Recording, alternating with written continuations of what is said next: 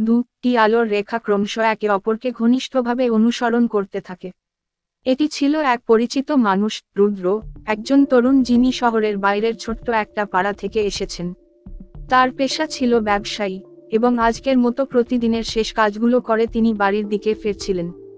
সড়কটি ছিল একপাশে বনভূমি, অন্য পাশে কেমন যেন অদ্ভুত এক শূন্যতা ছড়িয়ে পড়ে। রুদ্র মোটরবাইক চালিয়ে যাচ্ছিলেন, আর তিনি জানতেন যে আর কিছুক্ষণের মধ্যে বাড়িতে পৌঁছে যাবেন।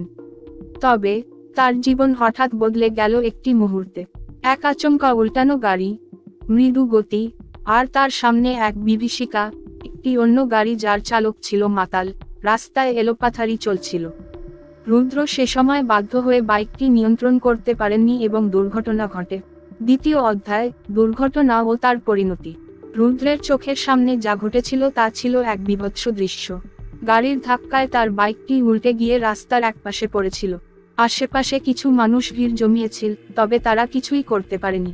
দ্রুত হাসপাতালে নিয়ে যাওয়া হলো তাকে, তবে তার শরীরের অবস্থা অত্যন্ত খারাপ ছিল। রক্তের স্রোত, চামড়ার ক্ষত, সবকিছু এক ভয়াবহ দৃশ্য হয়ে উঠেছিল। রুদ্রের জীবনের এই অন্ধকার মুহূর্তে, সেই এক গভীর রাতে, একটি নতুন অধ্যায়ের শুরু হয়েছিল। তার পরিবার, বন্ধুরা, চিকিৎসকরা সবাই তৎপর হয়ে উঠেছিল, তবে জীবনের জন্য সংগ্রাম আরও কঠিন হয়ে উঠেছিল। তৃতীয় অধ্যায়, তার পরবর্তী পথ। এমনকি দুর্ঘটনার পর, রুদ্রের জ্ঞান ফেরার পর, তার মনে হয়েছিল সে যেন আর আগের রুদ্র নেই। শারীরিকভাবে কিছুটা সুস্থ হলেও মানসিকভাবে সে এক গভীর শূন্যতার মধ্যে ছিল। একদিকে চিকিৎসকরা আশ্বাস দিচ্ছিলেন, অন্যদিকে রুদ্রের মনের অন্ধকার গভীর হচ্ছিল। বাড়ি ফিরে আসার পর তার মধ্যে এক নতুন দৃষ্টিভঙ্গির জন্ম হয়েছিল।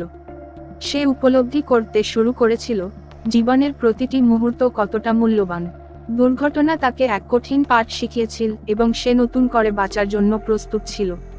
চতুর্থ অধ্যায়, প্রত্যাশা ও পুনরুত্থান। হাসপাতাল থেকে ছাড়া পাওয়ার পর রুদ্র শিখেছিল জীবনের মূল্য। দুর্ঘটনার পরবর্তী দিনগুলো ছিল সংগ্রাম, তবে সে শিখেছিল কিভাবে সেই দুঃখ দুর্দশার মাঝেও আশার আলো খুঁজে বের করতে হয়। তার সেই দুর্ঘটনা শুধু তার শরীরের ক্ষতি তৈরি করেনি, তা তার মনেও গভীর প্রভাব ফেলেছিল। কিন্তু সে কখনো হার মানেনি, বরং নিজেকে নতুনভাবে গড়ে তুলতে চেষ্টা করেছে। 3 মাস পর রুদ্র আবার বাইরে বেরিয়ে আসে। সেই রাতের দুর্ঘটনা তার মনে থাকবে চিরকাল, তবে এখন সে জানে, জীবন এগিয়ে চলা থামানো নয়, বরং তার সাথে যুদ্ধ করে